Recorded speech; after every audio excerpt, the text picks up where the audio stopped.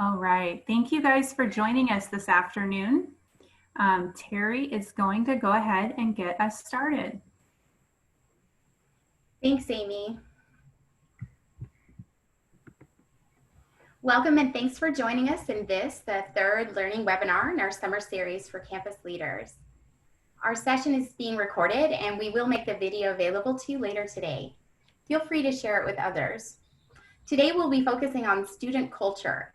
Today we have principals, district support staff, assistant principals, instructional coaches, teacher leaders.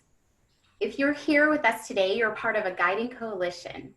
Today's learning will help you work together to make decisions and plans for next year. The learning will be guided today by myself, Terry Clement, and Amy Havard. Also, our moderator with us today is Letty Maynard, our teammate. We are part of the team at E3 Alliance, a nonprofit based in Austin, Texas. Amy and I are fortunate enough to support and partner with schools all over Texas. We're excited to spend this time with you today. Today we'll start with the why and then learn the how for the work of building student culture. Then we'll have a breakout session for you and your team to discuss what you've learned and draft some action steps. That's why it's so important to change your name to include your campus name. So if you haven't done that yet, please do that now. Just rename yourself with your first name and your campus, dash your campus. That way we can get you into the best breakout room for your work with your team. If you're here on your own, but you'd like to collaborate, we'll give you a chance to join a breakout with colleagues in attendance today. Remember these 3 things for success here on the screen. First, please keep your audio muted. So check for that now and please keep it muted. Take notes, however you choose, paper or online. And also we have added a link to a PDF of these slides in the chat just now. So the slides that we're going through today are in the chat linked, so you will be able to get to that PDF. In our first summer series webinar, we focused on leadership work to support staff culture, and today we'll be turning our focus to a student culture, because as we learned from TEA just a few weeks ago, we cannot allow this public health crisis to become a generational educational crisis. Our students deserve the best that we can do. And if we know better, we have a much better chance of doing better. We also know that this work is part of becoming a more effective school.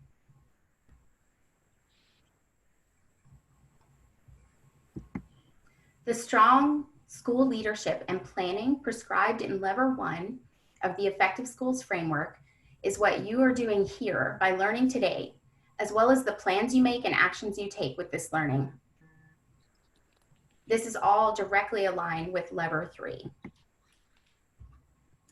In our first summer learning session, we talked about adult behavior. This definition also helps us focus in on the behavior of students in our school.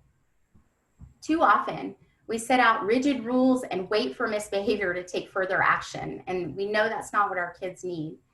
We know better, we want to do better, so we must plan for and take action that creates a place where our students want to be.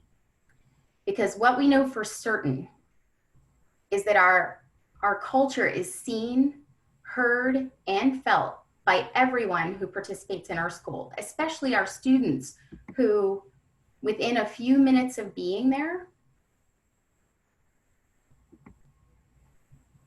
know if it's somewhere they want to be. So imagine if your students could tell you what they need, what it would take for them to want to be there.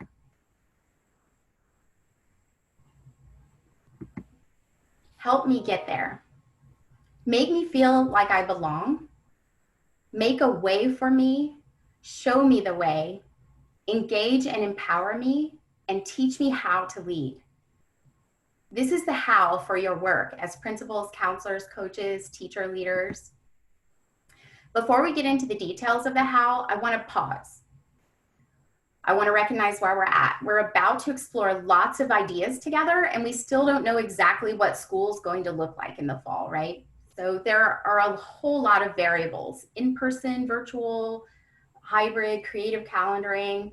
This is all true, but this work can be planned and implemented no matter what school looks like next year.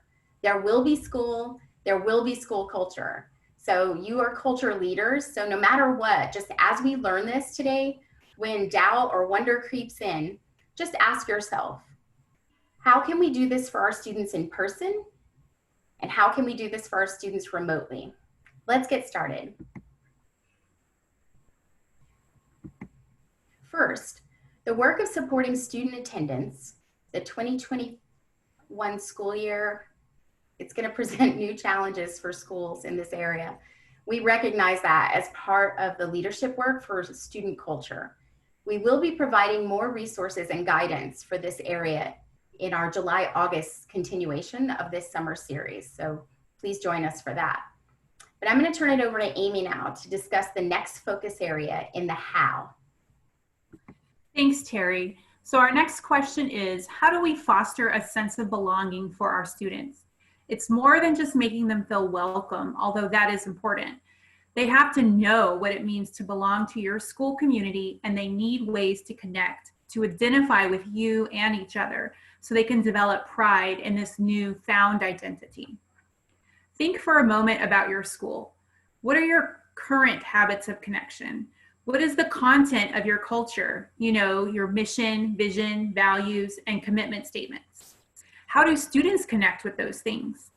What work do you do to build relationships? Take a few seconds to think about your answers to these questions.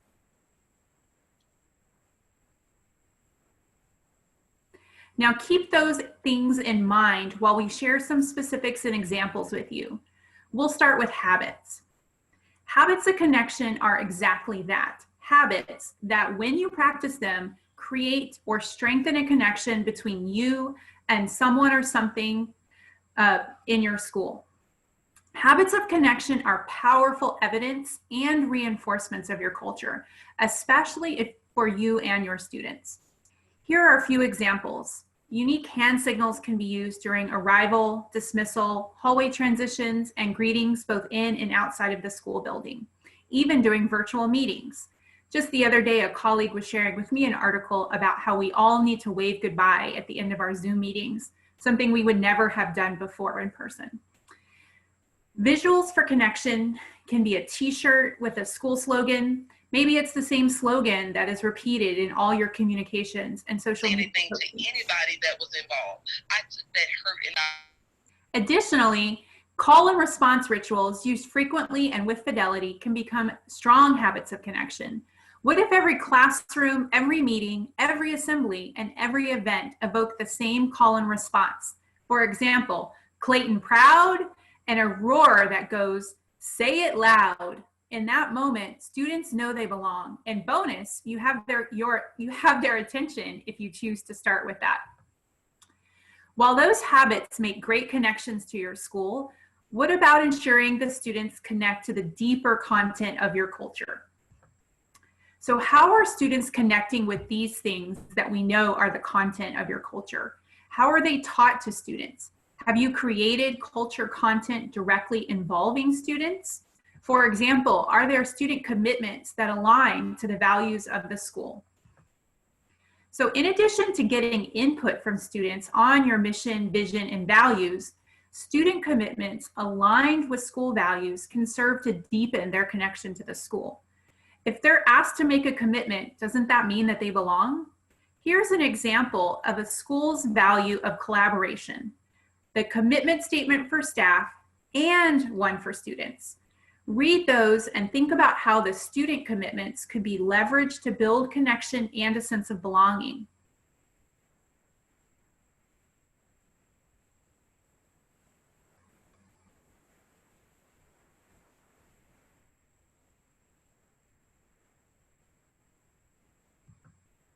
The list on the right notes that student commitments can be a part of morning announcements. Students can also be recognized for meeting commitments. And finally, a culture committee that includes administrators, counselors, teacher leaders, and student leaders could meet monthly to monitor and support the work of your culture. This is an example meeting template. The Tiger Culture Committee meets monthly. They do a pulse check, which you see as the PAW rating here, review data, share evidence, discuss celebrations and challenges, and make plans for the next month. A task force for your culture that includes kids? Why not? Talk about really helping them belong. So we can build habits and plan for structures and systems that connect them to the culture. But how do we actually build relationships? When I became an educator, I built relationships just by showing up, by being me and doing what comes natural to me. But I soon learned a hard lesson. Just being me, that wasn't enough for some students. So just showing up doesn't work for all of your students. Also, what if there are some educators in your building who don't have that same natural affinity for relating to kids? How do you support them? To ensure that all staff and students are supported in this effort, there are leadership moves that can be made. First, make time for it. This includes master schedule work, of course, but also scheduling meetings, calendaring special days and events. If you don't make the time, it won't happen. Next, build a system that supports relationships. Lots of ways to do this: mentoring programs, lunch bunch strategies, etc. Additionally, relationships are built through knowing and caring. Systematic reminders of this can show up in a variety of ways. For example, grade level team meetings should have structured agendas that remind us to discuss behaviors and social emotional well-being of our students. Also, be prepared and plan for ways to build relationships virtually as well as in person. In elementary or pre-K, this could be managed by classroom teachers. In secondary, there could be a homeroom system where teachers are assigned a group of students to check in with regularly for wellness, other needs, and connection. This sends a clear message of love, caring, consistency, and builds that sense of belonging. The check-in could be a quick Google form for surveys or virtual meetings. This is a system that could be invoked whenever all or just some of your students are virtual. So identity and pride strategies will help them feel like they belong. I'm going to ask Terry to share the next consideration in building a positive student culture.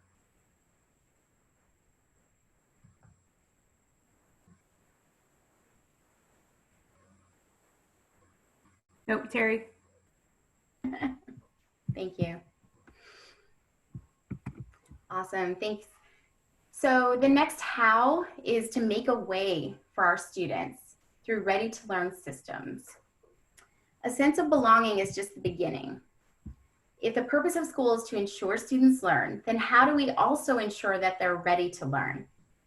When I first began teaching years ago, I want to share a story with you. I was assigned a mentor teacher. Her name was Miss Cavazos. It didn't take long to learn that she was known to be very particular. And some people described her classroom as strict or interactions with students as kind of rigid. She was not necessarily the most popular teacher, but I did notice after a few months that students who frequently had behavior concerns in classrooms would inevitably request to be sent to her room. So close observation of this trend and talking with students nailed down what I had learned in books, but was now seeing for certain. Students thrive, grow, and make the best choices when the expectations and structures are clearly communicated, when they're consistent and supported. Even students who would habitually make bad choices anywhere else were significantly more successful in her room. She was great at making a way for them, and they were ready to learn. In 2016, I heard Michael Smith speak these words at South by Southwest EDU, and I'll never forget them. So powerful to think about going above caring, beyond educating them, and making a way for them. This is the thing. You're teaching them to be happy, healthy, contributing citizens, doing the work of creating the path for them to travel. Support them in getting ready to learn. Let's define what we mean when we say ready to learn. The detailed, documented, and supported processes and practices in your school that provide clarity on how staff and students commit to behave and work together to serve the mission and achieve the vision of the school community. So how would such systems build culture?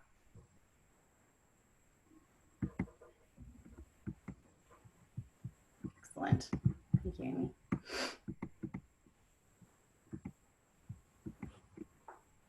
Here are just a few ways that these systems can build your culture. First, more time for teaching and learning, less time on behavior, which will improve outcomes. All expected behaviors are known and supported. Think about all the signs and support systems it takes to get millions of people moving around together on the road. Those are the signs you'll need in your school. When teachers, counselors, even front office staff are observed for supporting these systems, they're recognized for getting everyone to learn. Increase opportunities to be celebrated for making great choices. This is especially important for students of poverty, minorities, English learners, for whom we must provide more opportunities. They deserve it.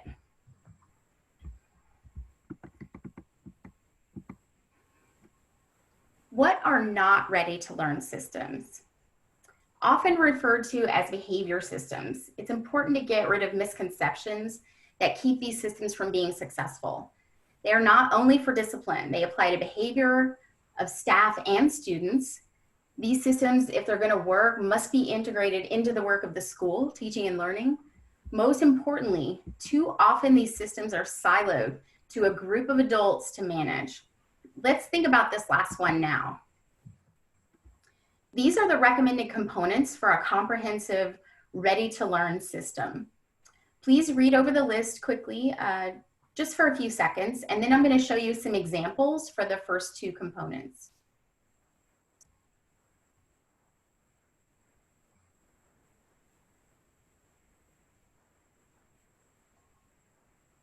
Let's first look at the team that would lead this work. First, who is on the team is a game changer.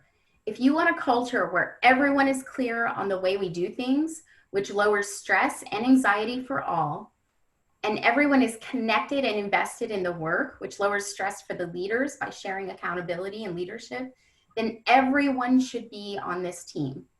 The work can then be shared within the team using a task force structure.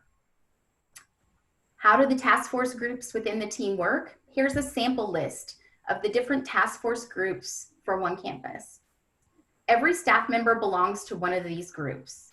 Remember that you have this resource in your slides. You can refer to it later.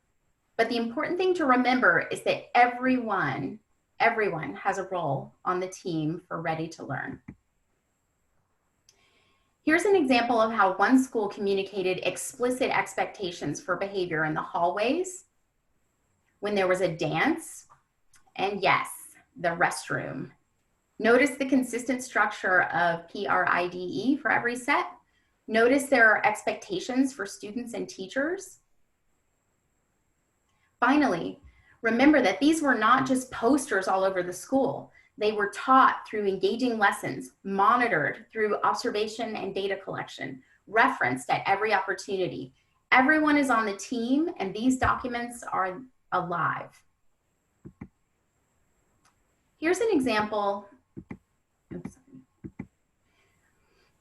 Oh, sorry. So we only had time to show examples of the first two components. But remember that you have this list for the systems that would support getting everyone ready to learn. So now we've done the work of making a way for our students, creating clear expectations for behavior for everyone, everywhere, every time. Next, we need to show them the way.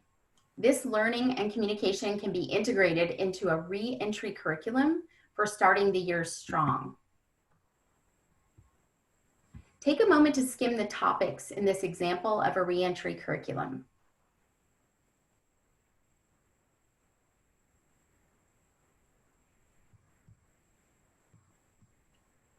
This is a high school planning to support students' re-entry into school for next year. They wanted to make sure there were opportunities for genuine connections as well as building relationships and trust before we ever get to content learning. They developed this curriculum and a schedule for students to stay in self-contained layer groups during the first 5 days of school. If you'll look at the topic list on the left, the Dragon DNA is their cultural diversity and appreciation lessons. Wellness workshop is teaching students about diet, exercise, stress management, mental health, self-care. The Mindset Studies seminar is however we teach mindsets on our campus. The Dragon Way are those ready to learn structures, campus policies and routines. Community through communication, that's restorative practices, discourse training, conflict resolution.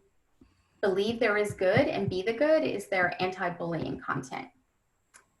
After the explicitly facilitating the learning in those first 5 days, the school plans to sustain that learning and skills from Dragon Camp throughout the year by scheduling 30-minute meetings every Friday with these same layer groups. Dragon Camp success and sustaining practices will be monitored by that same leadership team that worked to develop the curriculum. They'll keep it as a recurring agenda item for their frequent meetings. A representative team with administrators, counselors, teacher leaders, and student advisors works throughout the year to develop, support, monitor the implementation and success of Dragon Camp. The purpose of the camp is clearly communicated, and the work of preparing for the camp is a product of collaboration and effort of the team. And again, you'll have these slides because I know I'm going fast, but I wanted to show you an example of a day one schedule. So the first day, this is what it looks like. Notice that it's specifically for ninth graders at this high school. The needs of the students at each grade level differ slightly, so adjustments to the content can be made. But of course, scheduling of lunches and any other movements are shared. Also, notice that there's time for them to learn as a layer, which is a group of 12 to 15 students in this design. And they have a layer leader, a teacher that leads their learning in there. As well, there's time for them to connect with the larger groupings of their grade level and their school. Because of this grouping, social distancing can be considered in the design. Virtual or remote meeting can also be part of the Dragon Camp design as well. Here's an example of a day 5 schedule. Notice that just as it began, it ends with a school-wide assembly, a strong message of we're all in this together, whether it's virtual or in person. The time for screeners, which became a pre-assessment, periods in later days, that provided data so that in the last couple of days, the layer leaders could have one-on-one conferences with students with rich conversations about strengths, challenges, and goal setting for the year. The layer leader will also serve as a mentor and a coach for the students in their layer throughout the year. A glossary and a guide provides details about all the terms in the schedule and defines the curriculum content and lessons planned. More terms from the glossary here. The team understands that clarity of language and design are critical for successful implementation. So ensuring that students and staff start strong all together. I'm now going to ask Amy to give you a preview of those next areas of the how for building student culture. Thanks, Terry. So the next piece in building student culture would be to engage and empower your students through effective instruction. We're actually going to save this topic for a future webinar. Additionally, as well, then the last how in building a positive student culture would be teach me how to lead.